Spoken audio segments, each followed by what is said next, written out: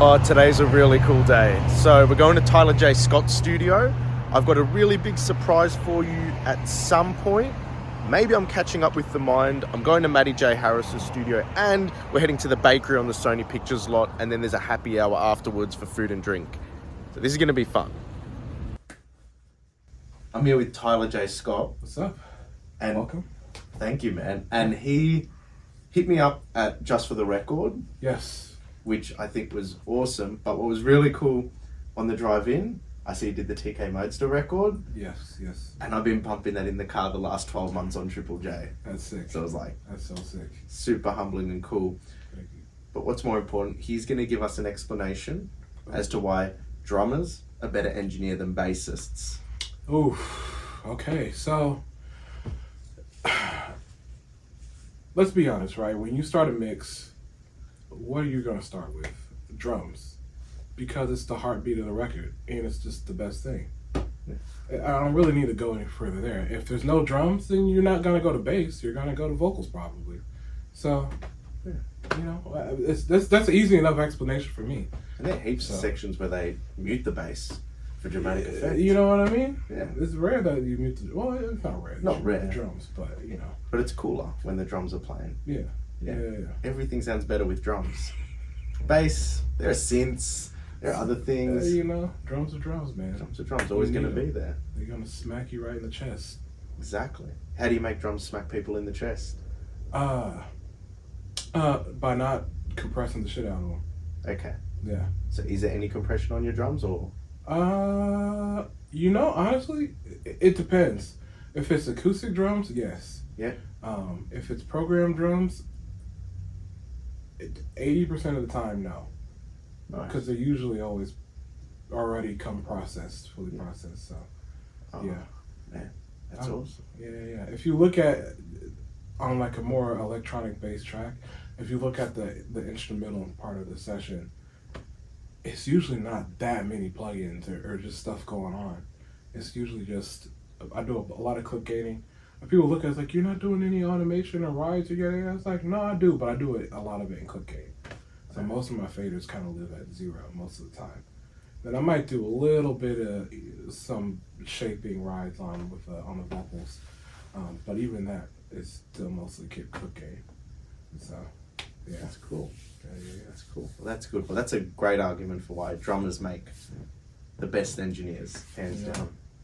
You know, become a drummer. You'll make hits. Exactly. That's awesome. Oh man, dude. Thanks for stopping by over here, bro. This is. I've been wanting to meet you for a while. I love your videos. I always like watch, and I'm trying to remember there was the breakdown you did with I think it was like Ozone and like the Maximizer, and just I think it was a run through you did on when the new one came out. Yeah. It was like, oh, I didn't know there was like multiple limiters going on. Oh, the IRC one. IRC. Oh, yeah. I was like, oh, this is dope. I've just been using it. Yeah, no, So, it's a good one. yeah. I'll actually show you some tricks with it if you want. Oh, absolutely. Because, there's some stuff which you guys will catch later in the year, but Okay. I'll show you. Get the sneak peek. So I've been in many studios around LA, and there's two things which I'm seeing a lot of. There's number one, the Trinov, but also this TC electronic clarity. Yeah. And it's super cheap, and it's a great little tool. Do you want to tell us about it? Yeah, I mean it's dope. So basically, it's giving. Well, you can hook it up 2 ways. You can run it off of a plug-in in your session, which just sends the data over USB, or you can use the I/O breakout cable and hook it up digitally. It might have an analog. I don't think it does though, but I think it's just digital. And yeah, it just gives me a real-time sort of loudness readout of what I'm working on. But the thing that I use the most on it is probably the phase scope that's there. Or I forget what the name of the thing, the actual name of it. Yeah, nah. But the thing that goes crazy, right? But I use it most of the time for that, just to like, sometimes you might be listening to something, I'm like, is this tilted weird or like something strange? And you can just take a peek at that and it'll just be like instantly you can see, it's like, oh yeah, this vocal file that they sent in stereo doesn't have any. It's not stereo. It's just mono. Yeah. So maybe I'll split it to mono, or sometimes you'll get a kick, a stereo kick file that is leaning a little bit one way or the other, and so it's just an easy way to check things real quick, or and just phase in general, different things. When it's leaning, are you more likely to balance it with stereo faders or use an elliptical filter on the low end?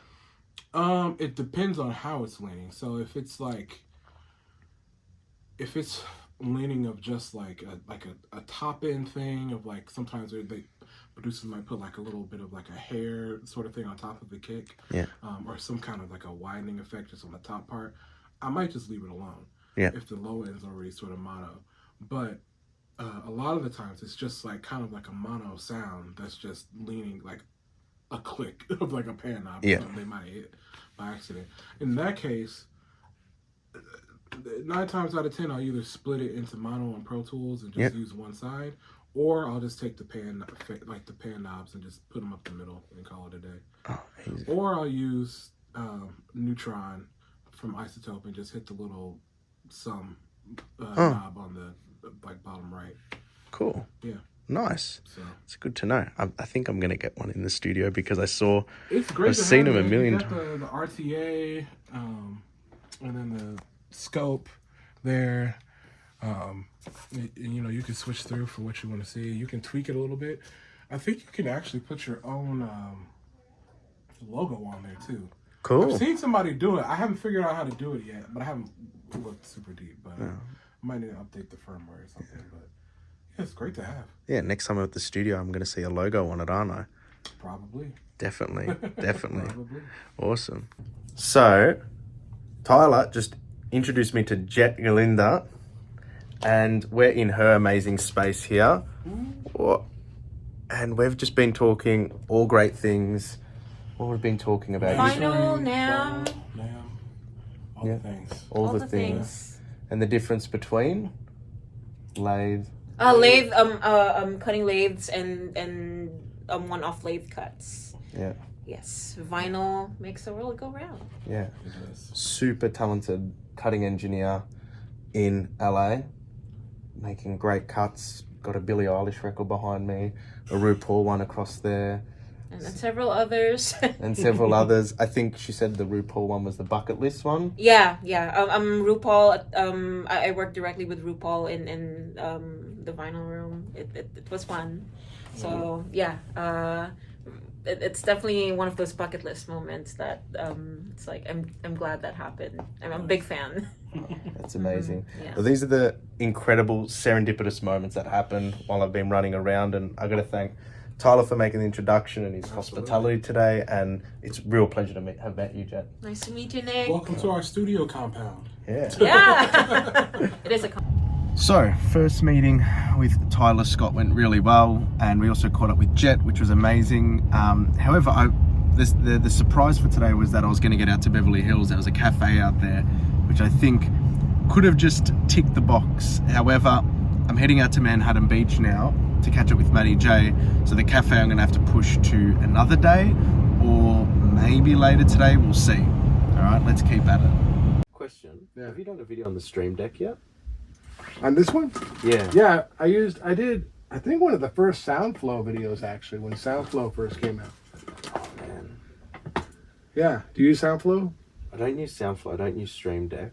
SoundFlow's what DAW do you use? Pro Tools. Yeah, so that would be huge for you. Yeah. SoundFlow would be awesome. I'll be honest, there's like a big gap in the market for good videos on the Stream Deck and Yeah. SoundFlow in audio. Yeah. That's the only I'll be honest, that's the reason why I haven't bought one. Oh, you haven't seen any videos. Interesting. And I really... I got one or maybe two on there. Can you link me? Yeah. If they were good if I bought one, they're not good if I didn't buy Yeah. No, dude, Yeah, that thing like literally saves me an I'm hour a day. struggling to understand Yeah. what utilities people have built in using their Stream Deck and their SoundFlow that have made their... Oh, dude, it's fast. crazy. I mean, I can show you really quick if you want. Yeah. I use, okay, so first of all, I've been working in Studio One a lot more lately, Yeah. which I love. I'll bring the camera over. Yeah. So, the SoundFlow app isn't as cool in there because it's not like the SoundFlow guys do everything for Pro Tools. Some of the like launch Pro Tools real quick. And so that's where the magic of it is. But basically the app is up here. Yeah. And this is where you can create all your macros and different things like that. And where is my sound? There's my Pro Tools. So you have different decks. You can load all kinds of decks. That's not it. Where is my Pro Tools deck? Big deck. Here it is. So, is that the right one? That's the one. My Pro Tools deck's a mess. So, That's okay. anyway, I have different buttons here. And so, like mix, we'll do it here. It's probably easier to see. Different plugins I might be using. And then this is like RX stuff. For audio editing. Right. And so I can, just let me get this stupid thing to open. We could do this and not mess anything up too bad. Let me open this and then I can actually show you what it can do. This is mastering, so it's a little weird. It's stem master. But for instance, say I wanted to just declick this, and I have my declick and all those settings already pre-programmed the way I like them. And so if there's like a little mouth click in there, I can hit mouth declick and it will just process it. Oh, okay. Open it, process it, and then usually it closes it, but I think I have to fix the thing on there. Oh, okay. So rather than having to go into the menu, audio suite, scroll down. It does it all right there for you. Oh, wow. So, okay. Yeah, there's that. And then you can have certain plugins. Well, this isn't set up on this. This is for a different DAW. For a different template. Okay. But like this is on my usual template for mixing, this would be metric AB, and I can just hit it no matter where I am in the session, and it will come up and I can AB it. It has this stuff here. If I wanted to take, say, this plugin chain, you can copy it and it'll do all this stuff here. Copies failed. Of course it's acting crazy right now because I think I'm not in my usual template. But you can do copy and paste and all that stuff. Routing, if you want to hit a routing folder, that's for that one. And then I have a setup section where I can, select these tracks and color code them whatever color I want. Oh, well, so maybe anything that is more than one click is worth considering. You can do anything. And then I have stems. Like I can take, I have this thing where you lock it in, and it's not going to work here because we're not in a regular song, but like I can have it so it loops the song, basically, like it will automatically loop. And then you go to stems, and I can select, say this isn't going to work because we're in mastering, but say I wanted all these stems exported, I just hit stems and it would export each one on its own. I can go and get a cup of coffee and exports all those stems. Perfect. So basically, if I find my most repeatable tasks are more than one click, this I can do. Right. I can compartmentalize them into the string. Yeah. Ooh, fuck, something came off. Oh. That was that little nub underneath. That's all right. That's cool. Oh yeah, you can go to your folder, your mix folder, your bounce folder. Yeah. All kinds of stuff, man. It's pretty amazing what you can do with this. Nice. Awesome. Yeah, man. That's cool advice. All right. Any final notes before we wrap up? No, man. Thanks for coming, dude. It's so great to see people like from other parts of the world who you see on YouTube, and I've watched your videos, and it's cool, man, just to like be able to connect for sure. So definitely awesome. Thank you, man. Yeah, bud. So just finished up at Matty J Harris's place, and now off to the Bakery mastering studio, which is going to be a lot of fun. Although I forgot my tripod, so that's not going to be the best, but we'll figure it out.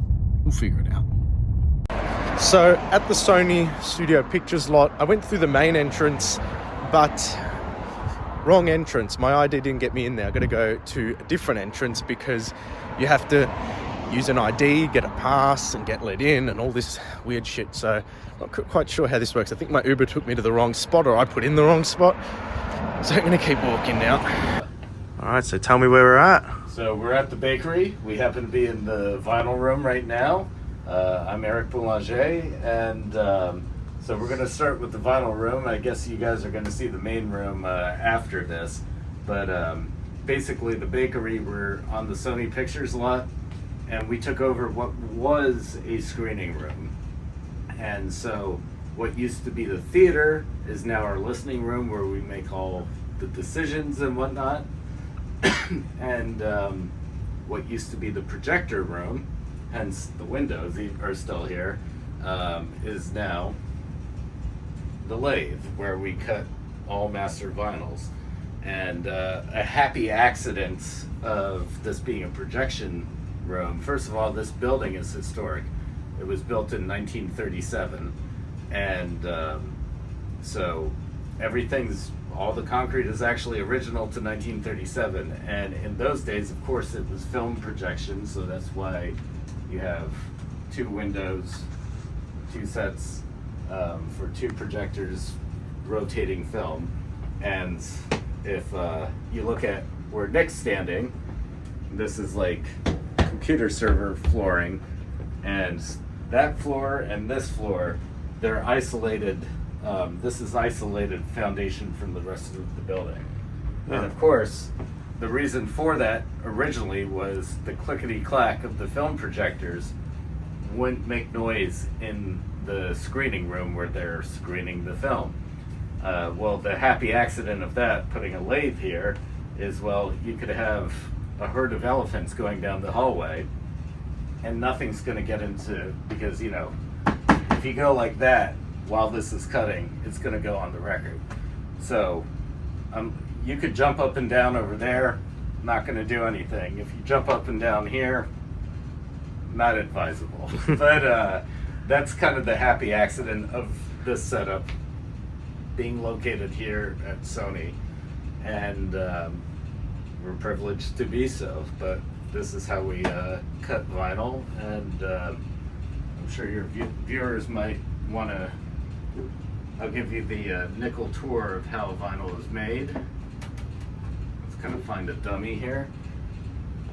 So Nick, what's the first 2 glaring, obvious differences between this and what you buy in a store?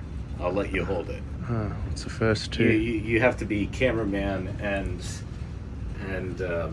subject at the same time. Is this slightly bigger? Correct. That's obvious number 1. Yeah. It is bigger. Yeah. What's obvious number 2? Obvious number 2. I'm struggling on number 2. It ain't vinyl. It's PVC? No. Acetate?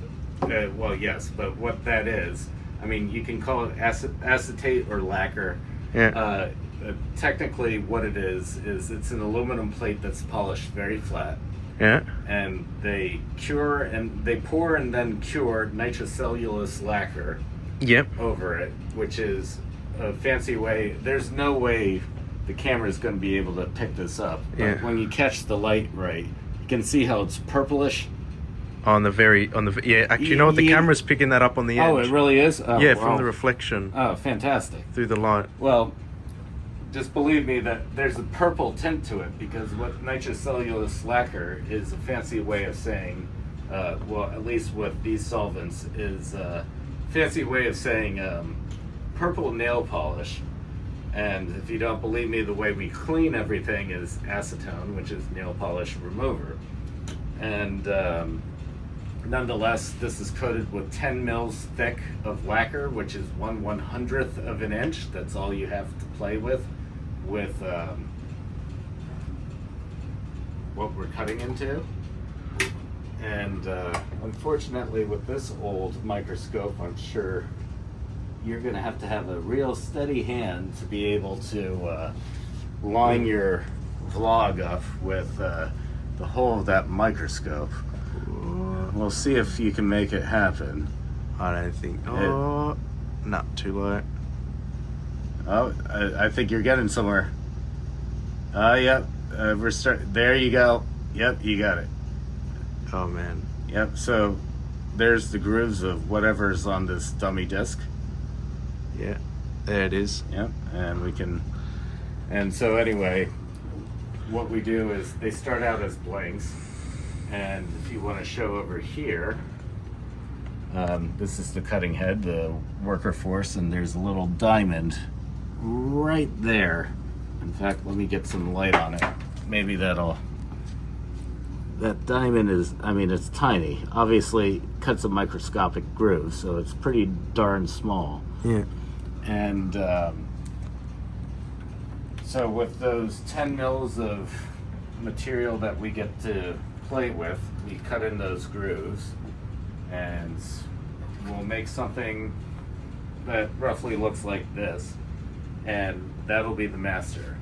And that then goes to electroplating, which is really just electrolysis. And remember how I said it's an aluminum plate? Mm-hmm. So they scratch off the center and they connect an anode to it, put it in an electroplating bath, and through electrolysis over time, it also rotates. I'm skipping a few steps here, so no one online give me shit. But over time, metal builds up, and you pull it apart, and you'll end up from the process getting a stamper that looks like this. And another thing the camera probably won't be able to pick up on, but see how like our writing, our scribe is backwards? Yeah, it's mirrored. Yeah, exactly, because it's a mold.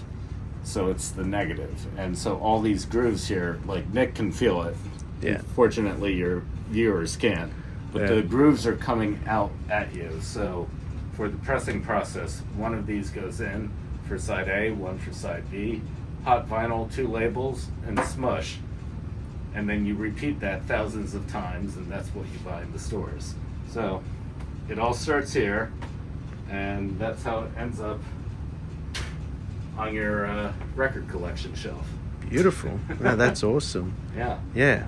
No, it's really interesting. Some things I didn't notice is the isolation from the floor, because I've been in a few cutting rooms before. Yeah. And is that something that if that weren't present, you'd have to build in to the system? We'd have to do a little bit more. In fact, and normally in these chassis, there's different. The most common is like an air table. It's kind of like one of those kid Air hockey. Yeah. things. Yeah, but except so there's like a layer of air that's holding up all of this. Yeah. That's most common, but we get away with murder. We have isolation still there, but that's mainly just it avoids us walking around and just doing normal human things while we're cutting. Yeah. But we didn't have to take it to the degree of isolation because It was already of isolated. the rest of the building. Yeah, wow. Yeah. That's actually really cool. I don't think anybody would have ever picked a mastering studio in... This one was unexpected for me too, because in all honesty, I opened the bakery only in that room first. Yeah. And vinyl, I didn't have the lathe or anything that wasn't really part of the plan, but this came along and I was like, well, time to gut this room. And That's pretty happy accident. It was definitely luck. That was not part of the plan. I will admit that. Yeah, no, that's beautiful. I love, you know what I think? I've been through many studios, some in commercial facilities, some in homes, some in different fit outs in a warehouse and whatnot. And it's like those serendipitous happy accidents which become part of the space, which is really beautiful. Because I think this is probably the only mastering studio you'll ever see that used to be... Well, I mean, I suppose I should say... A film. It definitely was a very happy accident specifically for this, but at the same extent with all of our operations and what we do, the only thing that was to plan was my decision to lease from Sony Pictures. Yep. They are a picture studio. They're used to working with creatives and working with... I mean, think of the crazy sets and everything that movie productions do. They'll make anything happen. And so that was at the forefront of why I would want to pay so much rent for a facility like this. It's because you're literally living in Disneyland, you know? Yeah. Like, if something needs to happen, you have all of the talent on hand right now. And there's many esoteric projects and esoteric equipment that might come along, and one phone call and someone's got something hiding in a closet. It would take a lot longer if it was like a home studio setup or something like that. And there's many times where, by the way, it goes both ways. Like, if you're a tenant here, like I get the call from them. They're like, we've got this old thing and we can't understand it, but we think you know how to do it. I'm like, yep, I'll be right over. Yeah. And so we're constantly sharing in that way. It's really been miraculous being here, and the relationship between Sony and us is indelible, and I can't believe these words are coming out of my mouth, but in June we will be celebrating our 10th anniversary. I mean, I feel like opening this room was like yesterday. Oh, congratulations! You should be Not really to proud. mention That's 10 amazing. years. So yeah, it's our 10th birthday Wow. in this space. Congratulations. That's Thank really, you. really amazing. You know what's amazing to also see? You really light up when you're talking about stuff you love, which Yeah. is really cool. You just finished Even after a long day. Even after a long day, I've come in, and after a long day, these guys are just dead. But as soon as he's come into here, he's absolutely lit up, which is really beautiful, because that's why we make records. We do what we do, because we're so passionate about it. So we'll even burn the midnight oil to make a record go out, because Yeah, it's what we love. If you didn't have that, I don't know what you're doing in this business. Exactly. That's amazing. That's amazing.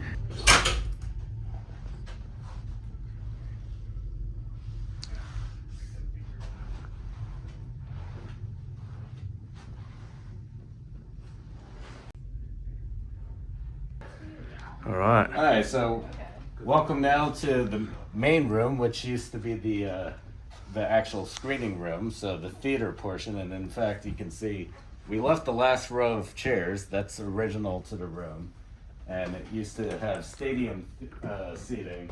And we built these two, let's call them like giant staircases. But normally our clients sit up here, like Mike, who's not sitting up there, but and then down here is all of our gear and the speakers. And the thing that's kind of unique is most studios, you know, of course the floor is level, and so you'll have diffusion and baffling in the ceiling. Our ceiling is virtually level, but our floor is what's diffuse. So free lunch there, because this is solid foundation, so can't do anything with that, but it was meant for theater seating. And so that's the orientation here. And the only thing unique, just like back in my mastering lab days, Doug Sachs's genius idea was to put all of your gear behind you and have nothing in between you and the speakers, because the biggest impediment to what you have to design around is like this massive chunk of metal and stuff in front of your face while you're trying to work. But as mastering engineers, we're rarely needing to touch controls at every single given second. It's not like some mad scientist lab. So just put the stuff behind you and then problem solved. So with that, James and Willow can take this away. James is our studio director, and you can explain going? what we do. Yeah. Alrighty. How's it going? James Carino, studio director here at the bakery. Obviously, what we do here is mastering. Our job is to take the music from that professional mix format, translate it into the consumer format. There's various ways of doing that, of course. But our job is to transparently do that, translate that music without stepping on the toes of the artist, engineer, and producer that painstakingly made that song sound the way it sounded. Do you want to get to more of the technical details, Will? Yeah, I'm curious. Like, you've got a big team here. So what's the process from when somebody onboards a project to you? So they send you a mix, and then it getting down to here. Like, what does that look like before it comes back and whatnot? Well, it's pretty simple. Typically we get a stereo mix. We load it into our system, which we run 2 different DAWs, and we can get into the technicalities of all that. But it's very simple. I'm usually the first person that interacts with the clients. They'll contact me. We'll set up the gig. They'll deliver us the mixes, and then I let the engineers take it away. Okay, Beautiful. Usually then he passes it on to me. If it's one of Eric's projects, I'll set it up for Eric to master, and then Eric will do the mastering, and I'll do fades and spacing between tracks. Okay, so topping, tailing, delivering. Yeah. Yeah, beautiful. Beautiful. All right, that sounds like a really symbiotic relationship between everybody just working together, Yeah. which is great. Absolutely. That's one of the I guess the benefits is we're a mighty four. We're all tight. We're all in the same room more or less together, working together hand in hand. So if things need to be passed along, we have a team that can just take it away. Yeah, beautiful. That's awesome. So you got one desk here behind here, then you've got another desk up here.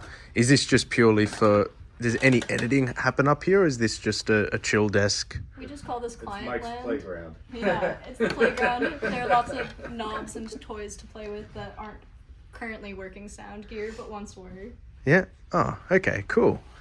Cool. So if the client wants to turn up something or EQ something, you can just tell them to use the telephone. Exactly. Yeah. Yeah. Beautiful. We just let them think it works. Yeah, it's a producer EQ. Lots of things that click. Yeah, beautiful. Wow, thank you for the time. This is really, really amazing and a real pleasure to meet with you guys and see the space. So thank you kindly to everybody. And thank you, Mike, for being a great client. Tyler, look who I'm with. My dog, what up, bro? Good to see you. Yeah. He's just name dropping you. He's going through my mutuals and he's like, oh, this guy's fire. We know everybody. Exactly. Everybody. Yeah. He was just kind of. Don't you like, We're finishing up the day. Happy hour. Yes, happy And indeed. we're done. After we're fed, I'm going back to my room and zonking it. So, good meal. Better than In-N-Out. Which, Way better than that. way better than In-N-Out. Way better than that. Yeah. We're done. Take care.